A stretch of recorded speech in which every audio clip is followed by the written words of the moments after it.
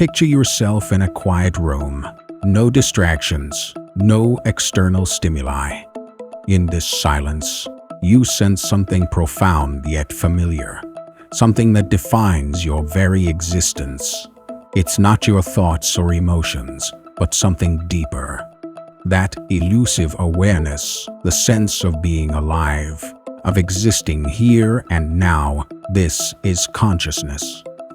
But what is consciousness, and how does it arise?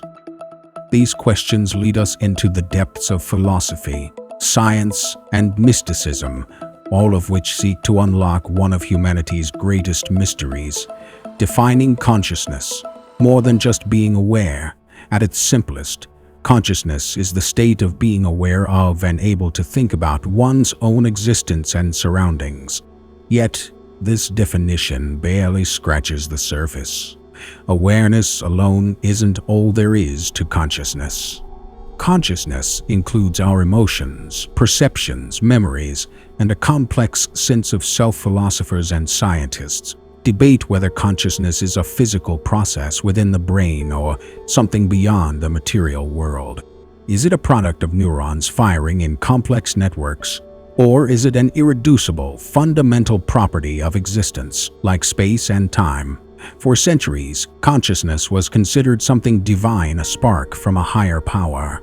But today, many see it as a product of biology, an emergent property arising from complex neural interactions. Yet, the exact mechanism remains elusive, leaving us to wonder: is consciousness a scientific puzzle waiting to be solved? Or is it something beyond our current understanding? The role of the brain, the physical seat of consciousness. The most widely accepted theory among neuroscientists is that consciousness arises in the brain. The brain contains approximately 86 billion neurons, each forming thousands of connections with others. This web of connections is like an elaborate organic network, allowing for the transmission and processing of information at incredible speeds. The brain's complexity is astounding, but the mystery of consciousness goes beyond mere neural connections. For example, the global workspace theory posits that consciousness arises when different areas of the brain integrate information into a unified workspace. This theory suggests that consciousness isn't located in any one part of the brain, but arises from collaboration across multiple regions. Yet, this theory still leaves us with question: why does this integration lead to self-awareness? If consciousness is just a network of signals, why does it feel so personal, so unique? And why can we think about ourselves, question our existence, and contemplate our role in the universe? These questions hint that consciousness may be more than the sum of its parts. The hard problem: why is there something it is like to be? Philosopher David Chalmers coined the term the hard problem of consciousness, describing the question of why and how physical processes in the brain give rise to subjective experience. Why does looking at a sunset feel beautiful? Why does listening to music stir something deep within us? These are experiences, not mere data processing. According to Chalmers, even if we understood every aspect of the brain, we might still be unable to explain why consciousness feels like anything at all. This subjective quality, known as qualia, represents the raw experience of consciousness, what it's like to be something.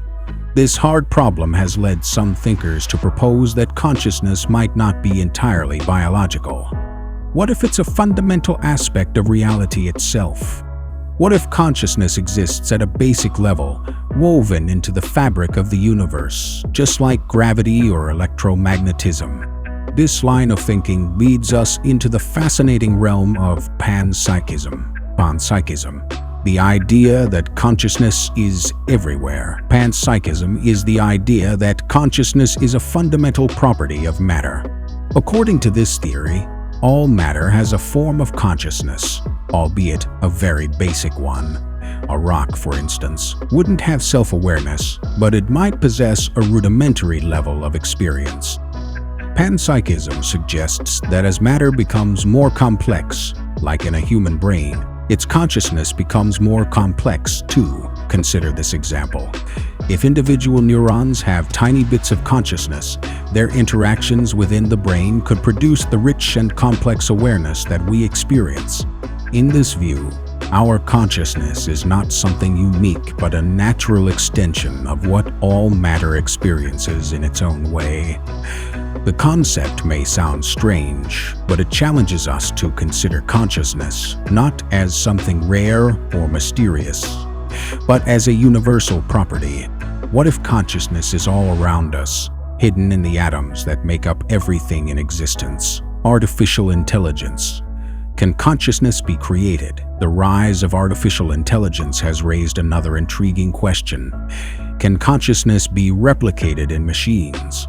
AI can mimic many human processes, performing tasks, analyzing data, and even holding conversations.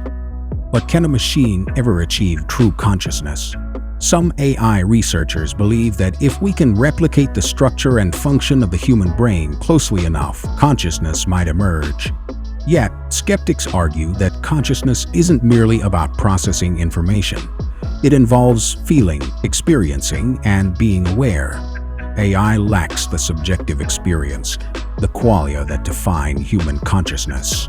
Consider this. Even if we created an AI that could perfectly mimic human speech and emotions, it would still lack the internal sense of self that makes us conscious beings. This distinction challenges our understanding of what it means to be conscious.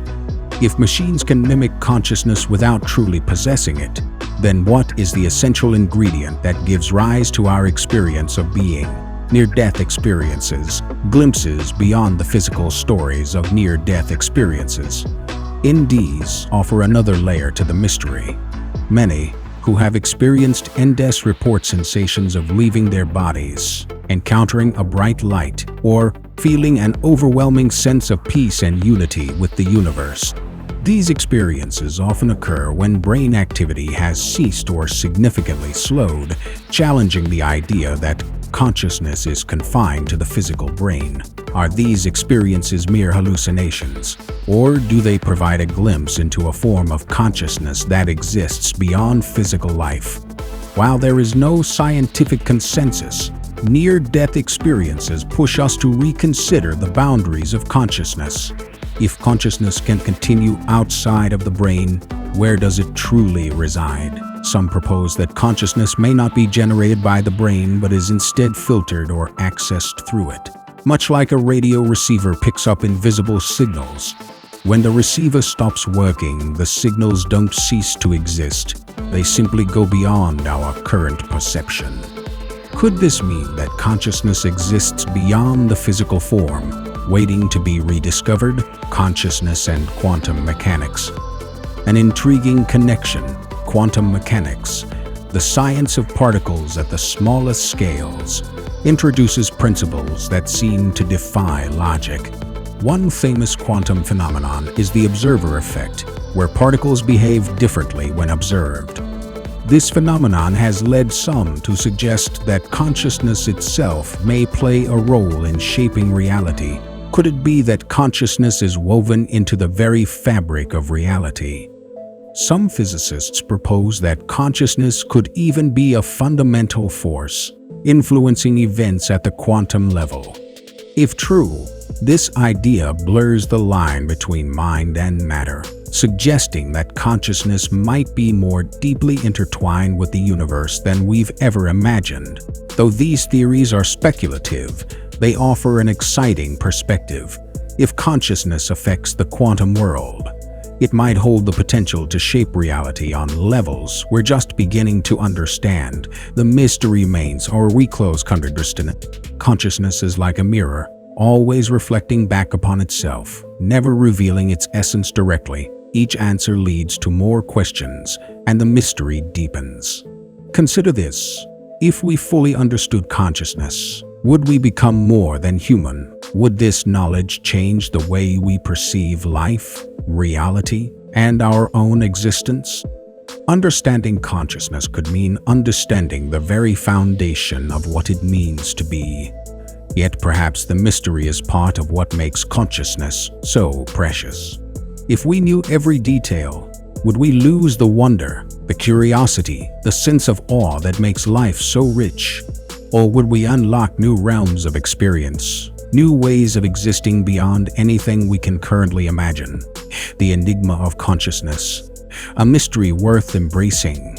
As we explore the concept of consciousness, we are reminded that some questions may never have definitive answers. Consciousness is more than a biological function. It's the doorway to our thoughts, dreams, and perceptions. It is the essence of who we are and the lens through which we experience reality. So, what is consciousness, and how does it arise? Perhaps it's an emergent property of complex neural networks, or maybe it's a fundamental aspect of existence. The answer remains elusive, but this mystery invites us to keep searching, questioning, and experiencing. In the end, the journey to understand consciousness might be as meaningful as the answer itself. By embracing the mystery, we remain open to possibilities, discovering not only what consciousness is, but also what it means to be human.